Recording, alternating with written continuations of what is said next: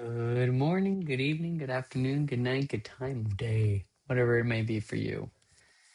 This is the last day. Oh, I didn't even put the date on there. What was this? But it's the last day of the LAMDA log for term 2.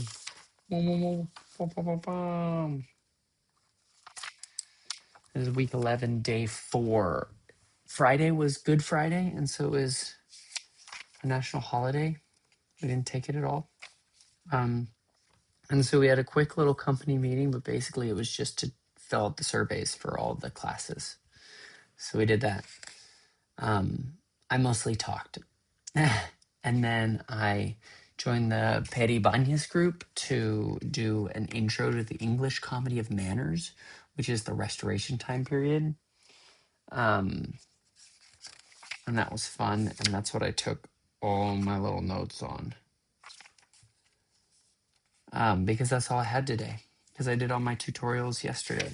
So we are with Victoria Woodward, Vicky, and she's been teaching here at LAMDA since 2022, and she had a little time during the pandemic, but she started as voice teaching, and Ollie asked her to direct, and she was like, rad, and did that. She also trained as an actor at Guildhall, then acted and got into voice teaching and trained at Central for her voice teaching accreditation. She worked at the National as an assistant voice teaching,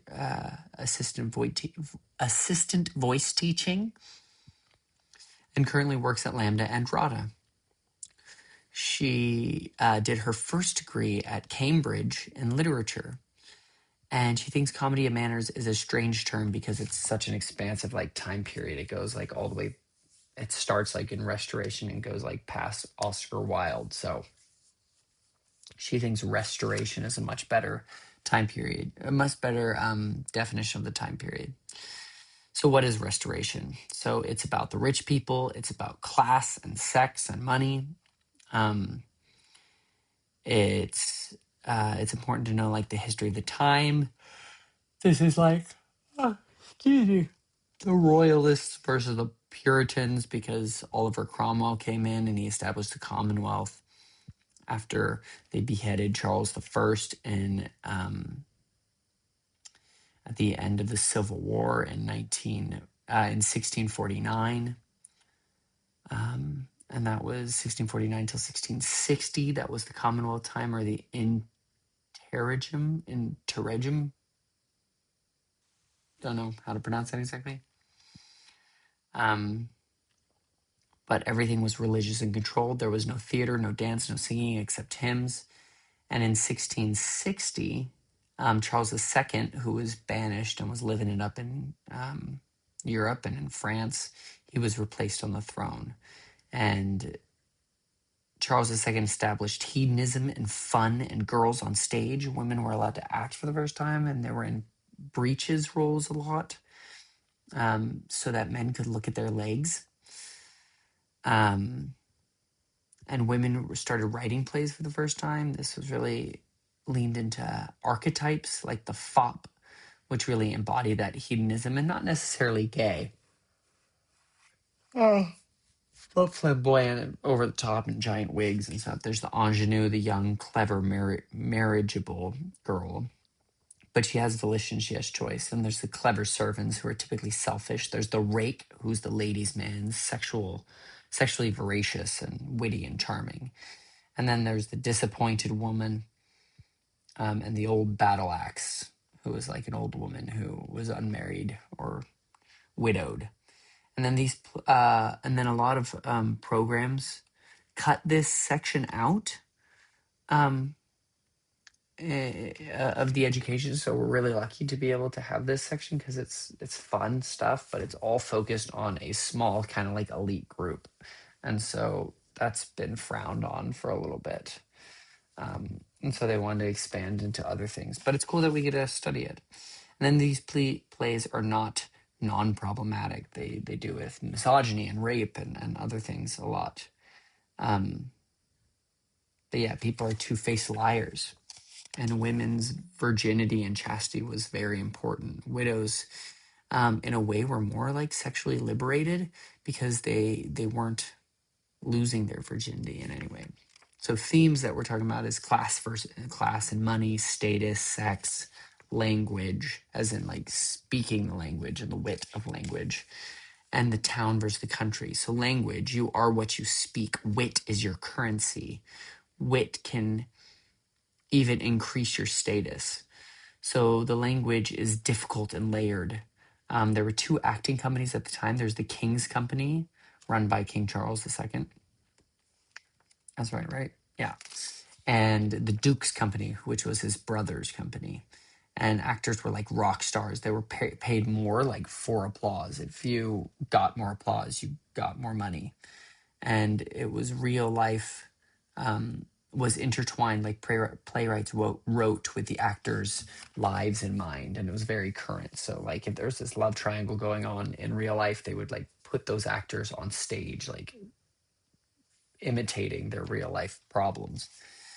And the royal family wasn't touched by the criticisms and stuff like in Shakespeare's classical time, where they would just like critique the royals.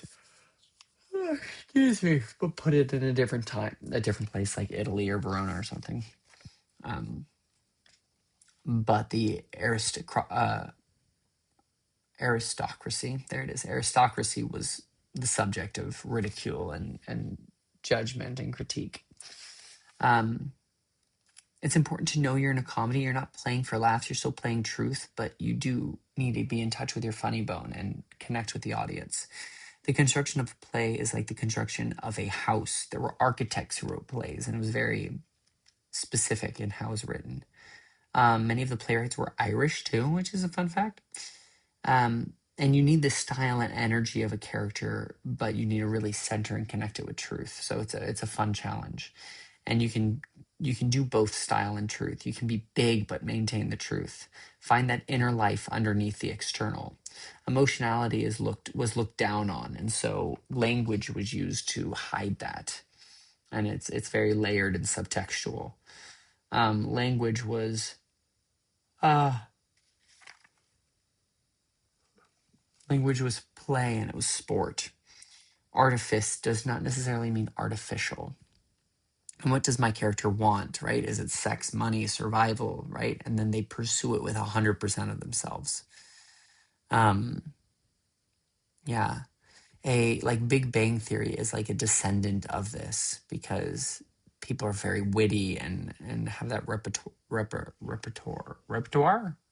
repartee. There are no fourth walls. That it's very aware that the audience is there, and you're looking at the audience and you're playing towards them, and you're just like, "Am I right?" The first restoration plays were put on at tennis courts, and so all the lights were on, and there wasn't that separation. Kind of think of kind of like the globe inside: style, size, wit, an ability with the language, comedy, relish of life and comedy. Like a lot of the time they would like do activities, and there'd be big, long, expansive programs and everything leading up to a play. And then we played a game, an association game, where you just stand and you pull out things that come to your mind. You're like water bottle, blue, grape, hat, straw, to hat. And then when you stop and you come out of something, then you go back. And so hat was what I left on. And so the next person would start with that. Hat, sombrero, Mexico, taco, burrito, enchilada, pepper, spice, tasty, spoon, haircut, people, purple, Halloween, phone, exciting, happy, hungry, tacos. And whenever you stop.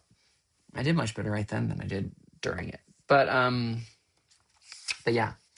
And then we played this twice, and the second time we really focused on connecting with the audience and not just being like da da da.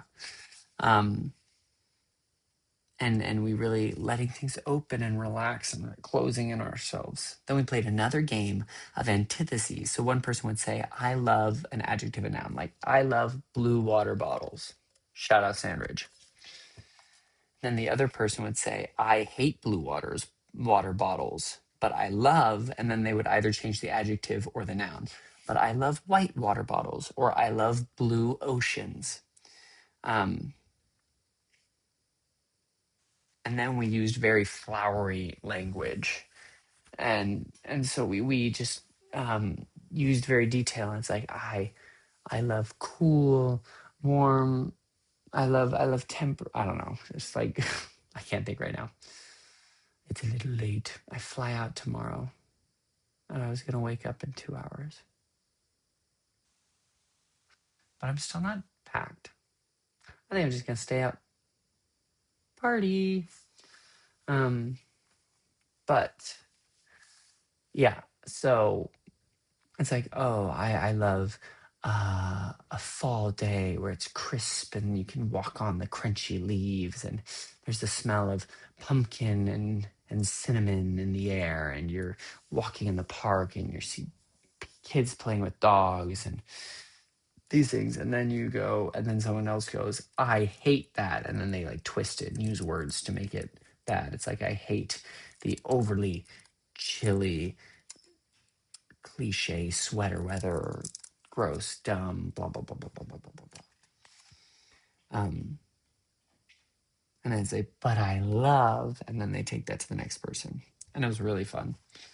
Then we had a little break, and then we got some text from the Man of Mode. Is that what it was? The Man of Mode. Act 4, Scene 1. And one of the students in the group had been in this play before, so he kind of broke it down for us and explained it. And then we read each person line by line, kind of like just going around the circle, and stopping every couple lines or so for understanding, making sure we got it. And Vicky said how nothing is sexier than using someone else's language and then twisting it. So just the attraction and ability of language. And then look out for any 3 syllables, any word that are like 3 syllables and above, because that means something, right? Why not use a lesser word or a less complex word? And then L is the sexiest consonant because you show your under tongue, which is a sexy thing to do. La. Careful. And it's just like taking these in a world that still has, it's still coming out of this hyper Puritan, like strict culture where everything was suppressed for like 10 years to like being open and free, but they still had some like social feelings about everything and whatnot. So then you set up your antitheses by raising the pitch and dropping it. It's like, I may not be, I may be too hot, but you are too cold. Something like that. Just to show that you set it up and you answer it. And it's a signal to the audience about what's going on. It helps to clarify this complex language. And you can drive if you learn how. Oh, this was a comparison. She's like, you can drive if you learn how, but if you know how the engine works, then you can really drive it.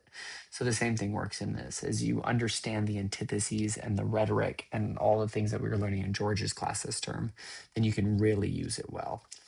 And then need to be clean and different with an aside and the repertoire.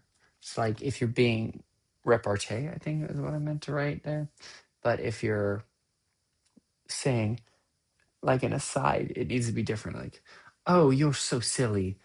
I'm deeply in love with her, right? You just need to clarify it so that the audience gets it. And then we have this rule that thou shalt not stress a personal pronoun, which is something we think about in classical all the time. But she says that can be broken with antitheses and with context, right? Like I may be happy, but you're not happy, right? Something like that, where you can compare me to you. Vicky will stop us using the language and say why. Like during rehearsal, if we get her, she'll be directing one of the projects. And so she'll be like, why are you saying that? What does that mean? And then this time period is mostly prose. It might have a rhyming couplet or something at one part, but like to end a scene, but it's almost entirely prose. And so we learned that whereas verse is the language of the heart and its emotion, prose is wit. And then I paired up with somebody and we mirrored faces.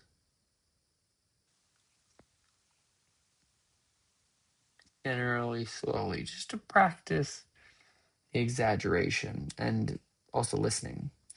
Then we did ping pong. Kind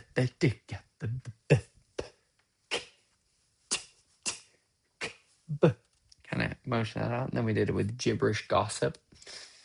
We were like, digga digga da, fow wow do shao now legal ike ikstaipu di Palawi Stambroli. I find you and the awed, something like that. And then we did it like standing next to each other and like we're trying to maintain the appearance that we're not talking, and then we're like right? And we focused on the consonants of the lines. I played Doramont. And an important tip is not to mistake speed for fluency. And we practiced again, focusing on full thoughts. We read with kind of tennis balls and playing that with that and going back and forth. And then we did a men's bow and a lady's curtsy. I'll show you a little bit of that. Don't mind my little mess. Ugh. So a men's bow is the man puts his front leg straight forward and you kind of turn it out so you're like showing your calf, because that's like a sexy part of the man. And then you just bend your back leg. So you just put that on your, and it can be many different things. It can be just subtle, just right, or it can be right. But the bow will mean something. And then for a woman's curtsy, they would have these wide dresses, and so they would just plie a little bit. This was also the time when ballet was invented, so it's ballerina-y. Ballerina-y? I don't know if that's a real word. Ballet-esque, like unto a ballerina. And then we got up and we worked a scene, and I got to do it with my partner. And the things we talked about and played with is that you should include the audience, and they will respond in ways, and like include them in it. And then when are things more straightforward, and when are they covered under this rhetoric or this wit? And then move around, but keep the distance, right? There's the actor magnet where we always want to like get right next to each other, but make that distance. It gives the audience a little more space for them to see and understand what's going on, and it's more interesting. And then don't stress pronouns that aren't antitheses, right? Don't unnecessarily stress pronouns just because you can.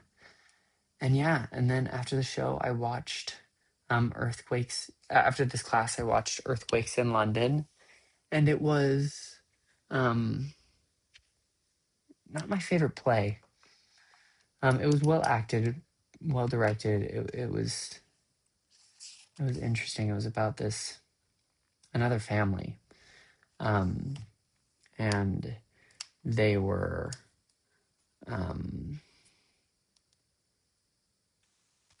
these three daughters were all at different points of their life. The oldest was like the secretary of eco friendlyism. I don't know the right word, but it's eco something. It's the one who's responsible for pollution and global warming, climate change things. Eco something. Eco science secretary. Eco. I don't know. but then the middle child had just gotten pregnant. Well, not just, but she was fairly far along pregnant. She was in the third trimester. And then the youngest was got dropped out of school and was a problem. And then there's a father, and it was all about like their story and like solving climate crisis. I don't know. It was a little confusing. And there's a little pizza party in the common room, but it was rough. It was hard to get enough pizza, and people were grabbing lots of slices and stuff, and it was a mess. As someone who's run quite a few pizza parties, that's not how I would have done it. But alas, it was fine. I got like a couple pieces, but they were small. So, and then I watched the play about my dad, which was this play. The premise or like the narrative tool that they used was that there was a father who was a doctor during Hurricane Katrina, and it took place in Mississippi. And then his daughter was a playwright, and so they were working on one of the final drafts of the play, and then she kept introducing like their family problems because he like left their family for another woman, and then the woman made him choose between his daughter and the family, and he chose the woman, and so they didn't talk for many years. And so there was all these personal scenes that she kept like putting in juxtaposition with these three stories of during Katrina. And then there was this one guy who could like time travel, but he couldn't affect anything. He could just like live in the experience of the past or the future. And he like knew he and his best friend were gonna die. Then there was this family who they didn't think that the hurricane was going to be that bad, and then their whole house flooded up to the attic, and they got stuck on the roof. Um, and so it was a couple and a young kid, and then it was an old woman who didn't have someone to take care of her. So it was interesting, and it was her kind of telling the story, and then also like going through this process with her dad. Yeah, and then to celebrate, we all after school hung out at Ravenscourt, and that was the end of term 2, believe it or not. And I'm over halfway done with my 6th journal, and we're cooking. We're cooking with Ole. So I am on a I am something.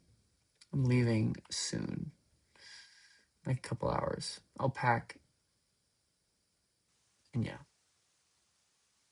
Love y'all. Have a great break. See you in a month.